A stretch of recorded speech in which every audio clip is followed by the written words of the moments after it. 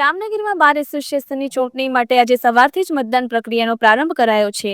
10 ઉમેદવારો આ ચૂંટણીમાં મેદાની છે, તેમાંથી 7 ઉમેદવારોની પસંદગી માટે 1232 મતદારો પોતાના મતાધિકારનો ઉપયોગ કરશે અને મનગમતા ઉમેદવારને આગામી વર્ષ 2026-27 માટે પસંદગી કરનાર છે।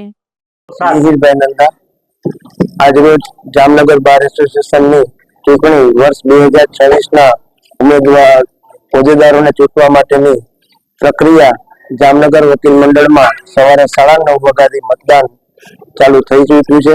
કુલ 1232 મતદારો જામનગર બાર એસોસિએશનમાં નોંધાયેલા છે અને આ 1232 મતદારો જે છે એ મતદાન કરી અને જામનગર 2026ના હોદ્દેદારોનું નક્કી કરશે। પેનલ નથી બનેલી, ઉમેદવારો પોતાના અલગ અલગ રીતે જ ઉમેદવારી કરે છે, પેનલ અહીંયા નથી।